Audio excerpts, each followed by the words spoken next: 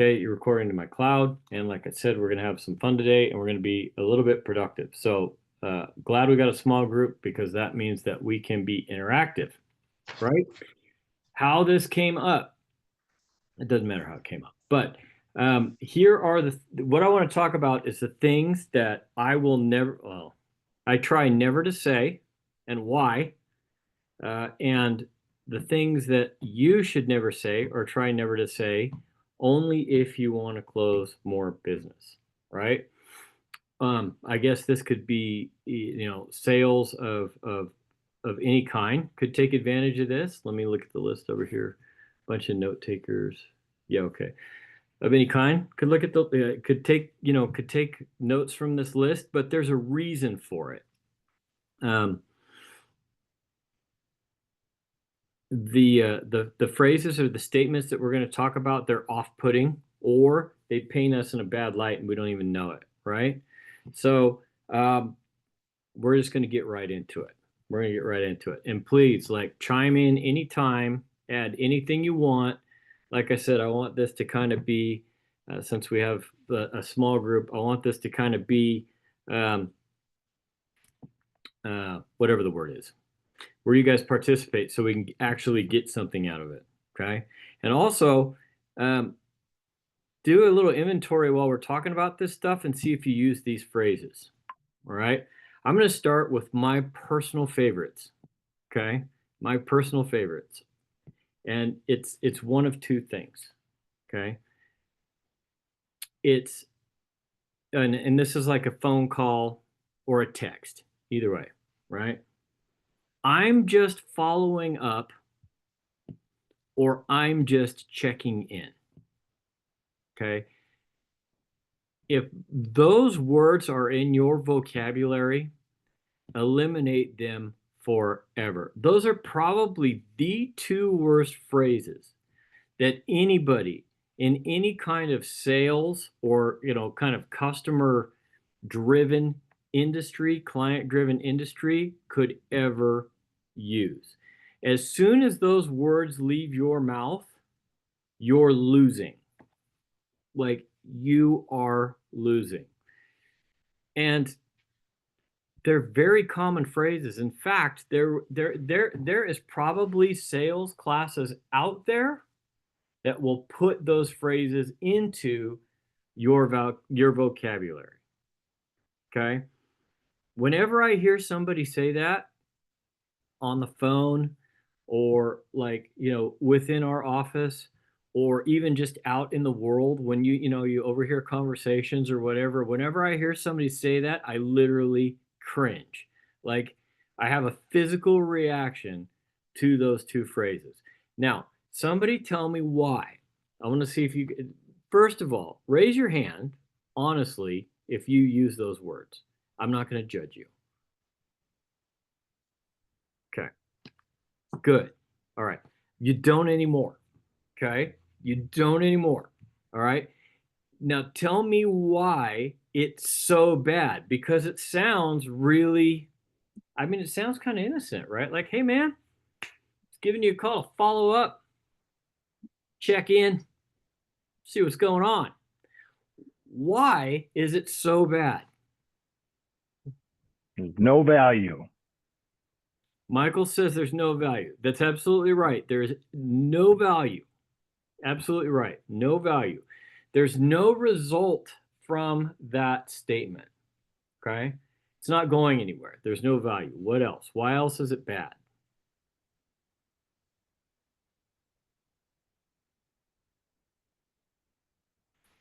Sound lonely. You do sound lonely, right? Okay, so that's also true, but let me give you some other things to think about. Okay, let me give you some other things to think about. If somebody calls me and starts the conversation with, "Hey man, I'm just giving you a call to check in." The first thing I think is, I'm too busy for this shit. Like, I got a lot going on. I do not have time for you to call me to check in. I'm an adult person. Okay, I'm doing all right. What do you want? Do you need something from me? Okay, because right now, to be honest, there's 4 other people or 5 other people that need something from me, and they all need it right now. And since I can't deal with them all right now, I'm working down the list. Okay, so you're not like, I don't have time for you. Okay, versus, hey Brendan, it's Damien. I know you're busy. I'm sorry to interrupt. I am calling you to find out if you are ready to sign that listing agreement, or if you need more time to review it. Where are we at? Okay. I'm respecting your time and the fact that I know you're a very busy person by getting straight to it. It doesn't have to be in an aggressive way. I've been told many, many times, including this morning, you're really aggressive. Okay. Like, not everybody does it like you. Okay. I like to use different words. Your words are fine for you. They don't work for me. Okay. That's fine. It doesn't have to be like that. It could be Brendan style, where it says, "Hey Steve, it's Brendan. I know you're really busy. Thanks for taking my call. Look, just checking to see if you're ready to sign the listing agreement, or if you have questions about it. Just want to know where we are in the process." Right? Same words, a little bit different approach. A little bit different approach. Okay? You guys have, everybody in this room spent time with me and Brendan, so you know that we are different. We have different approaches, right? We have different approaches. Neither one of them is wrong. One of them's right. Neither one of them are wrong. Okay? Why else is it bad?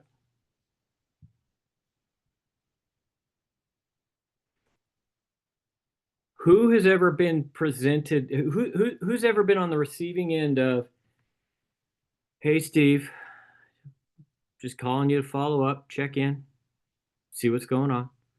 Who's ever been on the receiving end of that and thought, honestly thought, "What do you really want? What's coming next?" Right? What is coming next? Okay. The studies that are out there that say don't use these words, the studies say the reason that you shouldn't use these words is because the perception of the person on the receiving end is, "You slimy salesperson, you're easing your way in to try and sell me something I don't want, or get me to take an action that I don't want to take." So you start off easy and then you bring the hammer, right? I don't know if that's true. I mean, I think I can think about times that people have approached me like that, and I'm like, okay, well, when's the real part coming? Right? So I guess that's kind of the same thing, right? So it feels like you don't respect my time when you come at me like that. It feels like maybe you're starting off easy, and whatever is coming soon. Okay, I'm busy. I want to get to it. There's one more. This one I'm very concerned with, right? There's one more. Any guesses? You're wimpy. Okay. You're wimpy and you're scared, probably because you're not that good at your job. And so you're easing your way into this conversation, right? You're easing your way in. You're kind of taking the temperature on the room. You're scared about asking for the order. You're scared about presenting the product. You're scared about the competition, whatever. You're worried about that. And so you're easing your way into this, right? You're easing your way into this. Be 100% honest right now. Whether you like my approach or not, or whether you prefer someone, you know, a little more consultative like Brendan, okay? Either approach, pick the approach that you like, okay? And then imagine this for a moment. If you're the consumer, if you're on the other end, you're on the receiving end, do you really want to be eased into the conversation, or would you rather just get to the point and figure out what needs to be figured out? who wants to be eased into it all social like and easy? And I mean, who wants, does anybody want to do that? Because I'm not saying my way is for everybody, but do any of you really want that? No, you don't. Because everyone on this call, I mean, almost everyone in the world now is busy. There's stuff going on. You probably don't have time to do everything that you need to do, right? Now imagine our clients. They have those equally busy lives. They've got, I mean, they've got stuff going on. They've got stuff that needs to get done. They've got kids that they got to get to practice. They got grocery shopping they got to do. They got bills to pay. They got jobs. They got all this stuff. And on top of all of that, they're either buying or selling a house on top of their already busy world. Or they're investigating the possibility of buying or selling a house, which, as we know, is extremely it's time consuming, it's taxing, it's exhausting, right? Stressful. It's stressful. So they're fried, they're busy, they got no time, right? They want to get this done, they need somebody to help them. And I come at you with, hey, just calling to check in, follow up on our conversation, see how things are going. Dude, I'll tell you how things are going. I'm stressed out, right? Get to the point. It shows that you respect their time. It shows that you're an expert in your industry. And it shows that, hey, man, I'm happy to be here. I'm not afraid of any of this stuff. I'm ready to go. Okay? I'm ready to go. If you don't want to be a hard closer, don't be a hard closer. If you don't want to come at them with, people call it the authoritative approach or whatever. I don't know what it's called, but if you don't want to do that, fine. Be you. Just be you to the point directly. Okay. Anything to add on that one before we go to my next favorite? I've got two things. So sometimes it just depends on the scenario, right? If I'm talking to a prospect, I will ease in a little bit more. If it's somebody that we have in contract, I'm definitely get down to it a little bit quicker. Mm-hmm. And I have made sure to take that out of my vocabulary, checking in. Mm-hmm. And like Michael said, I think the best way to go, especially with prospects, is have some kind of value add. If you want to reach out to them, see how they're doing, go on the MLS, find a house. Like, hey, call them to see if you saw this house at the market. Yeah. Give them something, and then you can go on with talking to them instead of checking in, some kind of value. So yeah. that's how I see it. And then you can go straight for it if you already know them, you already are in contract with them. Yeah, I'm calling you for a reason, right? And the reason is this, even though that might not be the reason. The reason is this, right? Yeah. I'm bringing you something. I want to see what you think about this. Absolutely. Great point. Yeah, prospects different, obviously, than someone in a contract. Yeah, different approach, different methods. But still never say checking in. Yeah. You're like, what do you want? Yeah, tell me what you want. Exactly. Yeah. And then instead of, man, I ain't got time for you, it can turn into, wow, you stopped what you were doing to show me this house. I don't like it, but thanks. You know what I mean? Yeah. Yeah. Anybody else? Okay, the next one kind of goes is kind of related to the first two, but you'll find yourself diving into it at different points of a conversation. I wanted to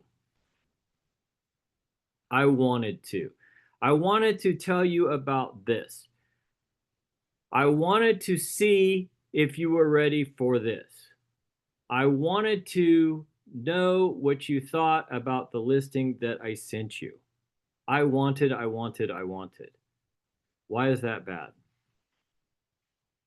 I mean, doesn't sound bad. Hey, Brendan, I wanted to know what you thought about the group of listings that I sent you on Saturday. Right? Why is it bad?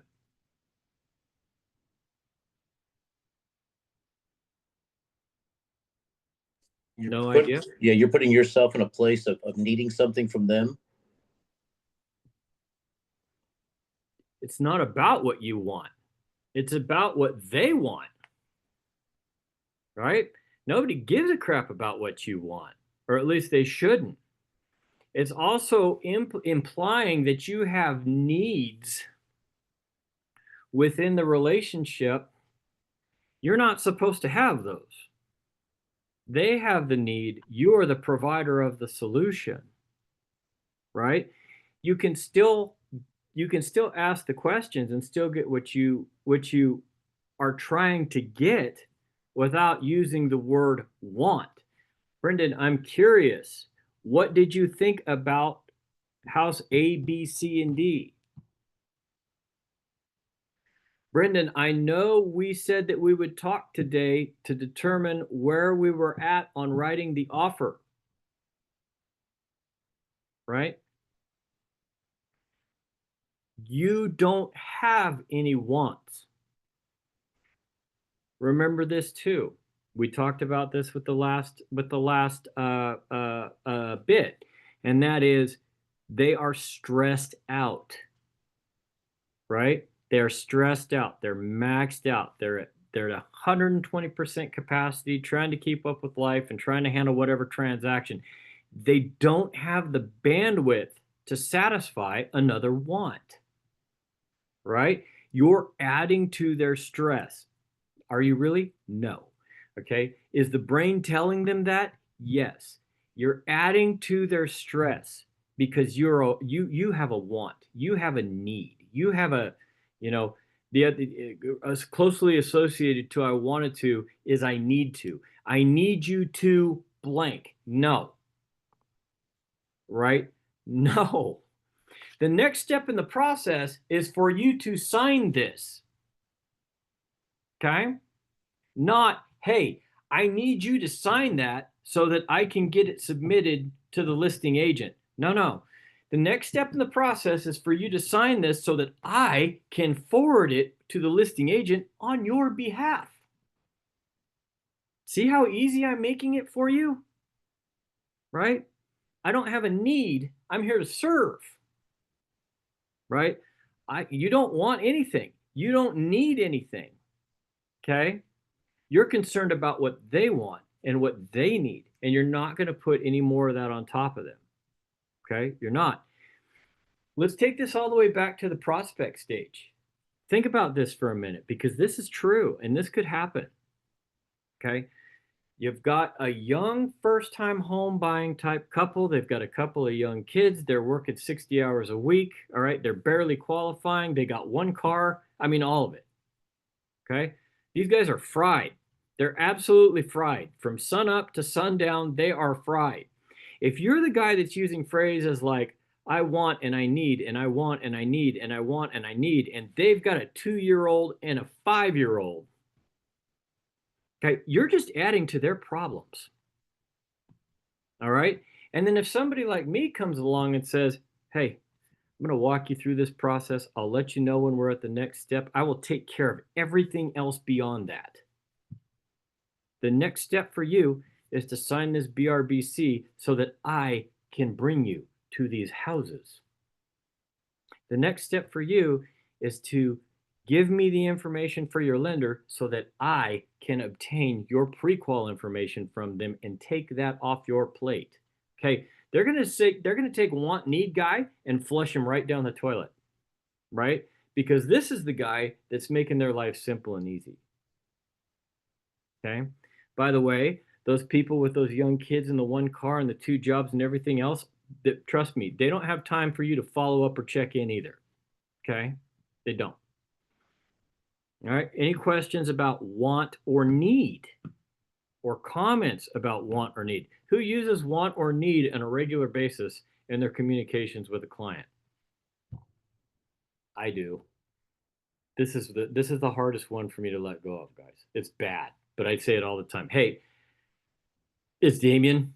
I need you to give me a call back. I got something really important to go over with you. I say that crap all the time, and I shouldn't. Okay? Absolutely should not. Hey, it's Damien. Call me back. I have exciting news for you. How hard is that? How hard is that? Okay? All right. Comments, questions? Here's another favorite. It comes in different forms. To be honestly, if I'm honest, can I be honest with you? Okay. We probably don't need to spend a lot of time here. Why is that bad? Are you not honest the rest of the times? If you're like, hey, hold the phone, can I be honest with you? You're implying that every other time that you communicated with them, you were full of shit. Right? Or my personal favorite, I got to be honest with you. Oh, really? First time? Like, okay, be honest with me. Okay.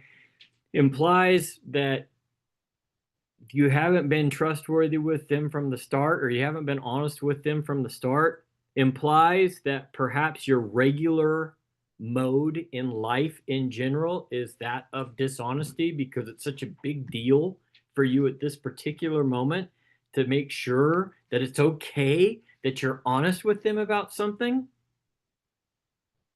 right? Bad, bad, bad. Man, I hear it so often too. I hear it all the time. I hear people say it all the time. And I think that they're trying to be really, really sincere, right? They're trying to convey to whoever they're talking with, hey, look, I want to be really, really sincere and clear with you. And it's just blowing up in their face. It's just absolutely blowing up in their face. So let me ask you this. When we really want to convey sincerity, honesty, care, concern, whatever, all that stuff, what do we say instead? How do you take your client and like the teacher would slap the ruler on top of the overhead projector, I'm dating myself, whack, and say, really listen to me right now. This is important. Really listen to me right now. How do we do that? How do we bring that awareness to our client? Tell me how you do it. What do you use? What's your catch? Anybody can go first. Don't be shy. What's your hook? Well, usually it's a question. Like, For hey, do you want to own this house? Do you want to buy this house? And honestly, you need to make an offer. Can I be honest with you? Yeah. Okay. No. I think I'm picking up what you're laying down. Let me make sure I understand. You're you're kind of like saying we're at a crossroads. Do you want to own this or not? That kind of thing, right? Like let's stop whatever we're doing because we're at that point where we have to make a decision. Yeah? Okay. I like that. I like that. or calling out whatever I think is holding us up. It seems like I always like to use the black swan guy. The hostage negotiator. It seems like you're not sure if you want to go forward with this or not. Mm-hmm. Mm-hmm. And if I can be more specific, then it's always better to be more specific. It seems like your wife may not be on the same page as you are when it comes to making this decision. Did you have anybody in mind when you were just saying that? No. Does his name start with Jack? Yeah. Okay. All right. Good ones. Who else? What's your stopgap or your break or your hey, pay attention? What's your instead of can I be honest with you or to be honest, what grabs them? What is it, Brendan? I like to set the tone early, actually, and I tell them from the beginning, I will be brutally honest with you throughout this whole transaction. I'm not going to pull any punches, and I'm going to do that because I genuinely care about what happens to you in this transaction and how to help you. So I like to tell them early and then just leave it at that. Then at that point, you don't have to sound like maybe you are not being honest at any time. And two, there are going to be times when I have to have hard conversations with them. So I want them to know up front, like, this is coming. Yeah. Yeah. Yeah. I like that too. It's hard to catch somebody off guard too if you set that tone in the beginning. It's hard for them to be like, "Whoa, what's his deal?" Yeah, I mean, I told you from day one, from minute one, I told you I was going to be brutally honest with you. Told you I was going to tell you the truth, and sometimes you wouldn't like it. Like, told you that. Yeah, good, good. Joni, Steve, Jess, who's next? How do you grab them?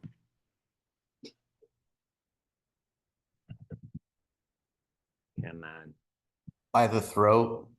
by the throat. Now listen up. Oh no, but really, Steve.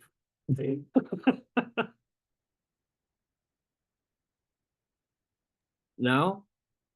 I mean, it's to be honest, I don't know. You're such a prick. Is it Friday? It's not even Friday. No. It's not even Friday. Johnny, what do you got? You got one for me? No. She says no. I'm not doing it. Jess. Oh, I have to. Yeah, okay. I said I don't. Well, one that you always use that I like is I'm being fully transparent, or like Brendan. I'm like Brendan, where I start with I will always be transparent with you. I will always say how it is, and not have to say it again. So I think, I mean, my face says it all. I can't I can't BS them anyway. But just the transparent word I think is better than I'm being honest with you. So Mm-hmm. I mean, do you have any examples of how to skip the I'm being honest with you statement? I mean, I think that I'm trying to really think about this. I think that at some point early in the game, I have a conversation or I put them on notice similar to what Brendan does. I know for a fact I don't say I'm going to be brutally honest with you through this whole transaction, and the reason I'm going to do that is this. I know I don't do that. I might start doing that, but I know I don't currently do that. But I think that very early in the game, I do know that okay, here's it's getting I do know that I qualify people, almost everybody I work with, I qualify them unless they know me. I qualify them very early that I can be a lot. Like, okay, I can get very excited and I get very passionate and I can get very loud and I get very animated very, very quickly. And that's only because I really am concerned that this goes extremely well for you. So I guess that's kind of like that. And I try not to say, well, I know I don't say, to be honest, can I be honest with you? Somebody beat that out of me like a long time ago before I ever even sold real estate. But I think that between those two things, they realize, okay, it doesn't take them very long to realize with me, this guy's kind of psycho. Like he's pretty fired up. And between that and the fact that I don't use that term, I guess they're not really surprised most of the time. Um, if if I didn't do that, and I wanted them to really pay attention to something because we reached a crossroad or a check-in point that was super important.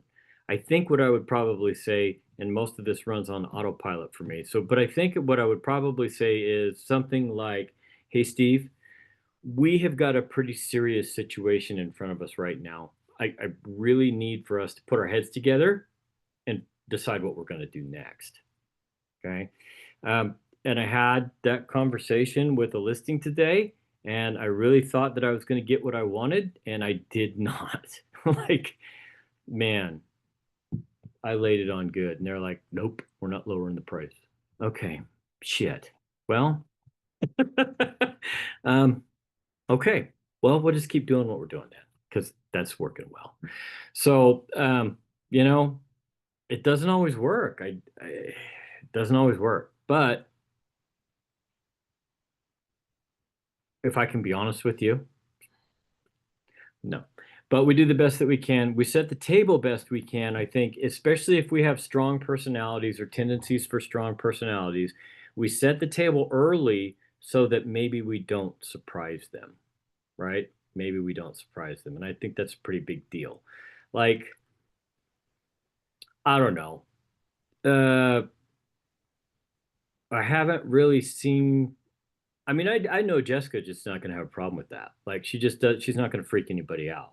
Um, I haven't really seen Joni work with a client yet, but from what I do, I bet you she's not going to freak anybody out, right? Um, me, Brendan, Michael, um, and Steve. Steve is a really easygoing guy, easy to talk to until he gets frustrated, and then I mean, like old mild-mannered Steve can get a little animated, right? So I think that, we have to, if we know that about ourselves, we have to prep them for that. And then on the contrary, ladies, I think that maybe you guys, if, that's your personality, you guys maybe have to have a conversation to set the table in the other direction to say, hey, look, one thing I need you to know about me is that I am very methodical and very calm. Okay. And sometimes you might get excited and you might wonder, why is this person not so excited? Why is this person not fired up? Why is this person not, throwing things? Well, I need you to know that I am working through our issue and working to a solution in a calm way or in a methodical way. Or I need you to know that nothing is more important to me than the success of your transaction. And so if I get quiet or if I seem a touch withdrawn, it's probably because I'm working really, really hard on coming up with a solution that works, right? Let them know that. Okay. Whatever our biggest strength is also always our biggest weakness, right? Biggest strength is always our biggest weakness. My biggest strength, I think my biggest strength is as a closer. It's also my biggest weakness. I can't help it. Like, I can't help it. If you put me in that environment, I'm going to try and close. I can't help it. I can't stop it, right? There's been many, many times that the two people closest to me in this room have been like, shut up, stop, like, just stop, and I won't. So I know that that's a weakness. On the flip side of that, what makes people like Joni or Jessica so darn approachable, right? And makes them endearing to so many people. If things get hard, that could hurt you. So you gotta prime them for that.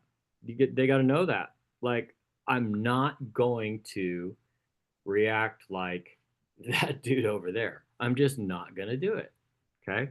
Doesn't mean that I'm not working for you. I'm just working in a different way. Right? That was a lot. Anything to add? Comments? Brendan? Brendan is kind of a hybrid. Okay. Like, everybody likes him. All right. Just so you know, everybody likes him. Right. That is his greatest strength is he can get on the same plane as almost anybody very quickly, right? Like, very quickly. So, Brendan, how's that in the past been a weakness for you? Your greatest strength? He's like the human chameleon.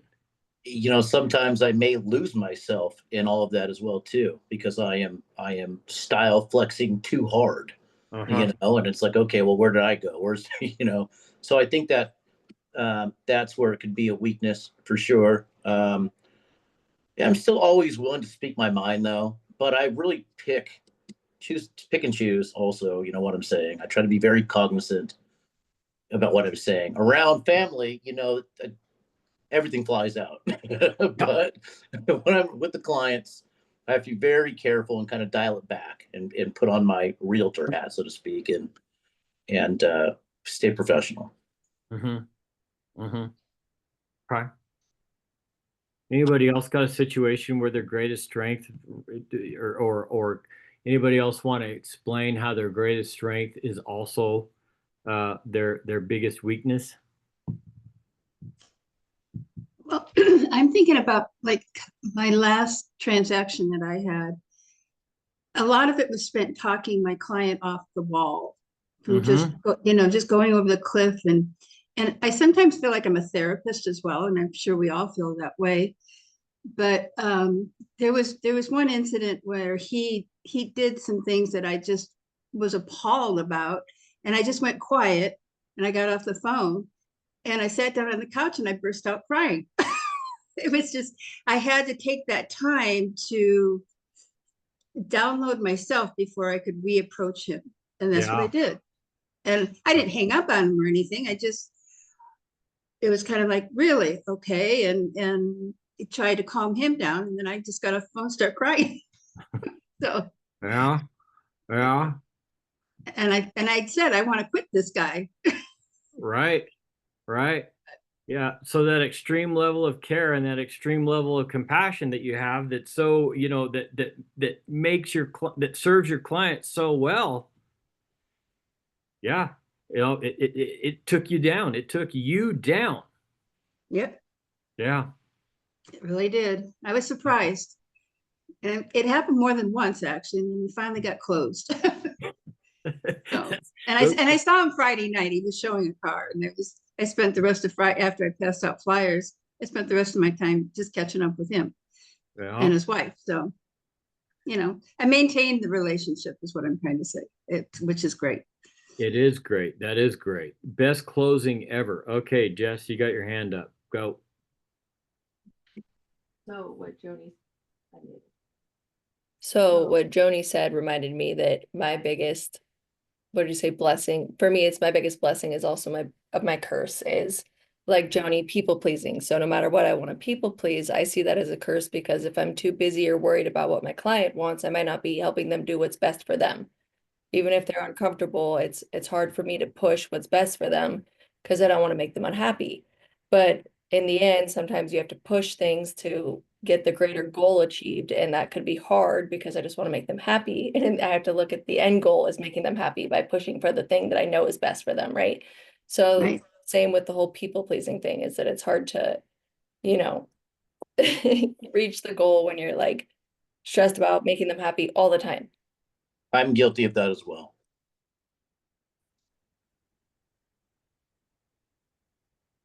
What was that, Brendan? I didn't catch that. Yeah, sorry. I'm also guilty of the same thing. And that's, because I care, I end up finding myself talking about things that maybe I don't want to talk about, and we're just catching up now and talking about whatever it may be instead of really focusing on the task at hand. Avoiding the hard conversation. Well, and it's not even avoiding the hard conversation. You just find yourself, like Jess is saying, kind of people pleasing and, talking about things that just aren't relevant. Mm-hmm. Mm-hmm. Yeah. I mean, at the end of the day, we all might be a little bit different, but anybody who's successful in this industry has to have a little bit of people pleaser in them, right? Because it's hard.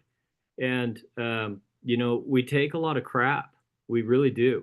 And if you're not a people pleaser at some level, and some people may be at a higher level than others, sure.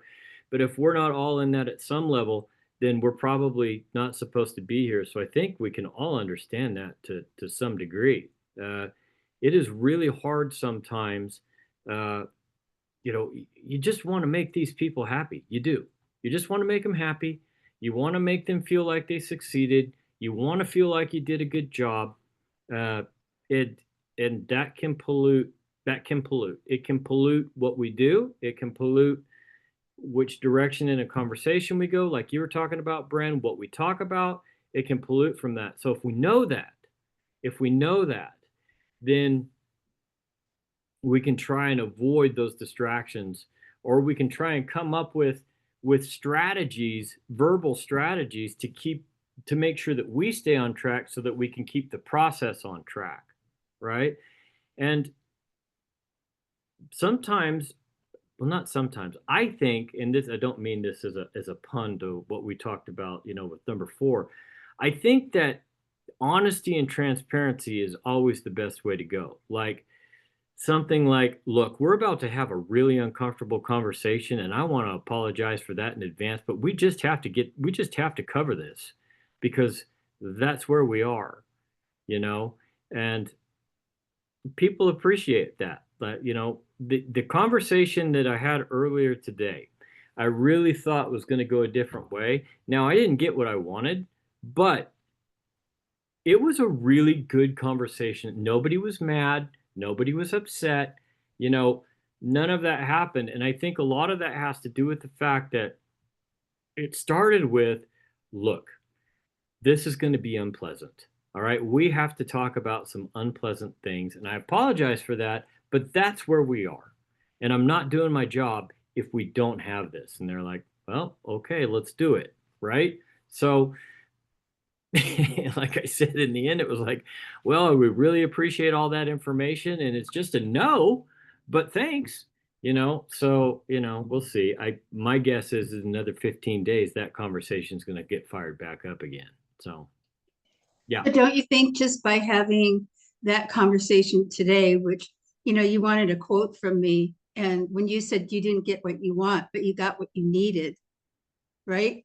Yep. And what you did is you presented it, and now they can go away and stew on it. Yeah. And you'll eventually get what you need, you wanted. Absolutely. I absolutely, yes. And I think that, it's in there now. Like all of that information, all of the stuff, it's in there, right? So it's going to do this. Even, when I'm not doing this, it's going to do this. And yeah, I think that it's going to, the conversation is going to circle back sooner versus later. I really do. Unless they just really don't care about selling the house, then maybe it won't. But I don't think that that's true. And also too, if you're not having that conversation with them, you're actually doing them a disservice. You're not doing your Absolutely. job. You're doing them a disservice. You guys are never going to achieve what they want. So it has to be done. So yeah, good groundwork. Yeah. Yeah. And if you don't do it too, here's the other thing that I hate these, and we've all had this. We've all had it, right? And the thing that I want to avoid always is when the hard conversation doesn't happen, you avoid it, you dance around it, whatever. And at some point, the client gets mad, right? And once they get to mad, man, it's tough. It's tough. You got a long ways to go. That's a lot what we talked about a few weeks ago or a couple of weeks ago with that string of phone calls I got. Those were all those, right? Those were all those. Agents weren't doing a good job communicating to their clients. They weren't doing a good job letting them know what was going on. They weren't talking to them. They were avoiding those conversations, and they all got pissed and called me. That's what you just got to avoid, So as uncomfortable as the conversation might be, that when they call you instead and say, I want a cancellation, that's a lot more uncomfortable. A lot more uncomfortable. All right, here's my last one. I don't like this one at all. I don't. Michael, I've got a question for you. Right? Hey, Brendan, got a question for you. Right? Why is it bad? Another one? Yeah. Why is it Another bad? one. Comes Another from a one? place of not knowing. What's that, Steve? Comes from a place of not knowing. Yeah. Yeah, it does. Yeah. So I approach you and I say, hey, Brendan, I got a question for you. Got a question for you. It comes in different tones too, right? There's the, I got a question for you. Then there's the, I got a question for you, right? And then there's the, I got a question for you, right? All of them are bad. Why are they all bad? It gives me instant anxiety. What do you want? What now? Right? You're like, just ask the damn question. Like, why do you gotta prime me? Like, is it that bad? You've got to prime me before you ask the question. Like, I know it's only 2.5 seconds, but I am stressed the F out in those 2.5 seconds. Right? Like, oh shit, what is it? Right? My guard's up. Right? There's that. Then there's the other thought, which is, boy, you really don't want to ask me this, do you? This is going to be bad. You're priming me. Right? And then again, where we started, we'll finish where we started. Please respect my time a little bit more than that. Right? Like, just ask me what you called to ask me. Just, say whatever you have to say. Let's get into it. Oh, I didn't. I left one off. Yeah, I left one off. We'll throw it in at the end. All right? Don't do it. Hey, Johnny, how's it going today? Oh, it's going good. How are you? I'm great. Hey, I got a question for you. Yeah. Right? To me, the other thing that's awful too is when somebody says something like, give me a call when you get a chance. I got to talk to you about something. That just makes me anxious and paranoid. And it's like, oh, what did I do? Mm-hmm. What's wrong? What's wrong? Mm-hmm. And why is it so bad that you can't leave it on my voicemail or leave it in the text message or leave it in the email so that I can get back to you with what? An answer. Right? Right. And I know there's a lot of it out there where it's like, well, don't give away too much. What you want is for them to call you back. What you want is to get the appointment. What you want is to, no, you don't have to do any of that. You don't have to do any of that. All right. When somebody says, when I pass somebody in town or we're talking in town or whatever, and they say, hey, how do you list it? You do listings? Yeah, I do listings. Okay, like, well, hey, what do you do? Well, I do this, I do that, I do this, I do that. Hey, what do you charge? Hey, not here. We'll talk about what I charge when we sit down. Okay.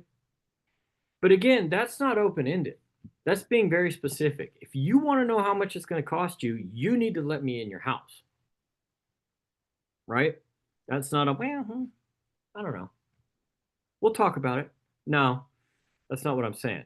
What I'm saying is I'm not going to talk to you about that in front of Club Car. All right? You have to let me into your house, and then we'll talk about it. All right? One more that I forgot. And I don't know that this one's going to show up in any, like lists out there in the internet world that salespeople shouldn't use this, but this one just pisses me off. Okay? And I think that it probably pisses a lot of people off. And it's very, very common. I'm just circling back to blank. Or, hey, did you find out about that? Oh, let me circle back to blank.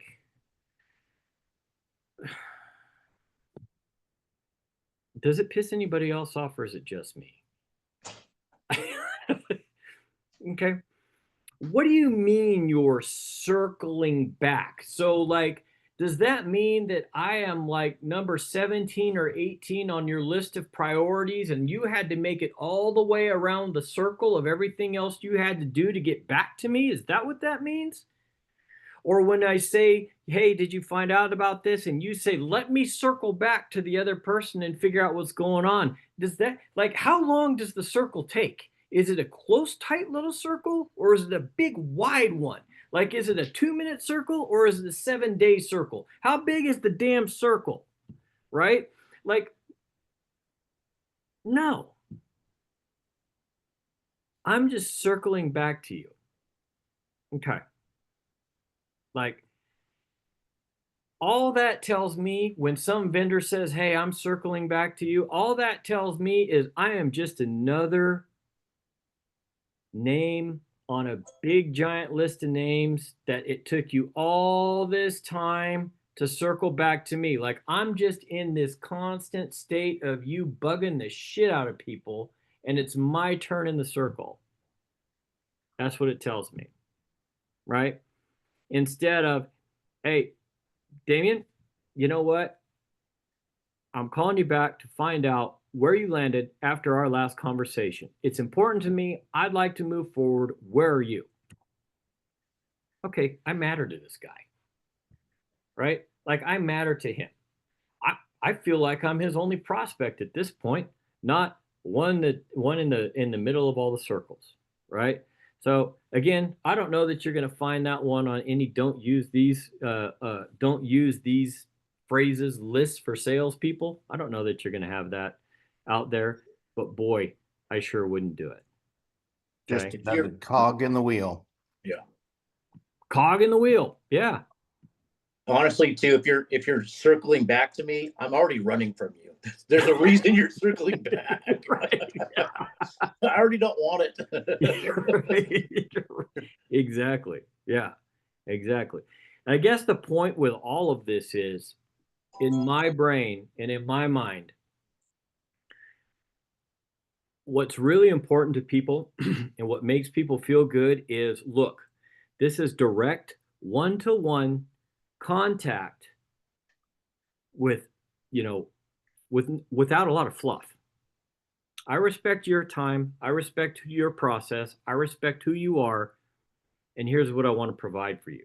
That shows that you're professional, that you're serious, that you know what you're doing, okay? That it matters to you, and that you place their time and their process at a premium. You don't have to spend a lot of time with fluff. You don't have to spend a lot of time with catchphrases or whatever else. You don't have to spend a lot of time with that. Okay. You're the person that they need to work with. You're the one with the solution, and you're going straight to them to get something figured out. Okay. Jess, you had your hand up. I just want to add to the circling thing.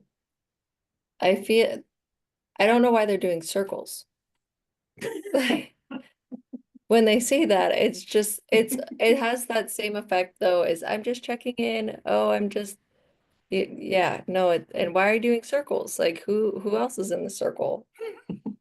I don't know. It just bothers me so much too. Let's get to the finish But line your on this. summary of the circle, just checking in, all of that is, yeah, it's accurate. Yeah. Yeah. Get to the finish line. We want to finish this up, not circle around again. Yeah. I think Yeah. it's called stalling. Yeah. Yeah. Stalling for time. Yeah. When a dog chases its tail, what's the shape? Well, Right? So I think that if you look, I know you guys are pretty good at it because I know most of you, but these are things that we can always talk about and refresh on. I think that if you tailor your approach to incorporate these kinds of ideas with your individual personality, that just makes you way more effective, right? Way more effective. And I think it makes you a more valued asset to your client, right? Nobody wants a bunch of fluff. They just don't, right? They just don't. And man, our business is full of it. So full of it. Right? Be different. All right. Anybody got, it's 56. Anybody got anything else? Anything else to add? Anything else to say before I click the button? not on this, but this was, I just wanted to share with you that, the dog treats from this weekend. Yeah. So I took a couple of packets home, and they each had 3 little treats in it. And my dogs are sitting looking at me. I have 3. Yeah. And so I gave one to my lab. Well, she'll eat anything, right? Yeah. My other 2 spit them out. Really? Spit them out, kind of chased them around the kitchen floor for a while, then maybe ate them. But there was no urgency. And I feed these dogs pretty darn well, healthy. What kind of dogs are the ones that spit them out? Anatolian Shepherds. Oh. Well, they're a mix, but yeah, both of them. Neither one of them wanted anything to do with them. Was it And I just started laughing. I went, really? was it the beef? Which one was it? Yeah, what flavor? Both, but they mostly didn't like the beef. Huh. Interesting. Yeah, that one came out real quick. Kitchen floor. To add to that real quick, I was watching Damien's video that he posted, the veterinarian. What does it taste like? And she goes, like fish, although this one's not the fish one. Watch Damien's face on that. He's like, okay. Really? That's funny. Yeah, that was pretty funny. That was good stuff. I Okay. thought I'd share it. Jessica wants to reply to Joni. Go. So my really picky Cavapoo, he doesn't eat anything. Like he inspects and investigates it fully before he'll eat anything. But he does like both. And I don't know if it's just because the Labrador ate it first or not, but he runs away with it and like sniffs it and then he'll eat the whole, like they're big too though. Yeah, they were. I found that interesting that your dogs were like, nope. Yeah. I was kind of surprised Yeah. when I opened them and looked at I them. mean, yeah, the Labrador, she'll eat anything. She doesn't care. Eats anything. So she's a terrible gauge. But yeah, that is. I mean, those are those are supposed to be really good treats. So it is a little weird that you have two dogs that were like, nah, I don't want that. Nah. I've watched two humans eat them on Saturday, so that's odd. Yeah. All right, Yeah, we gang. did. Well, sell my listing, please. Okay. Michael's going to do an open. Brianna's going to do an open. I'm going to do an open. Anybody wants to join in any of those opens, please do. It's open Friday 4 to 7, Saturday 10 to 2, and Sunday 11 to 1. If you want to join in on that, do join in on that. If you need me, you know where to find me. Have a really good evening.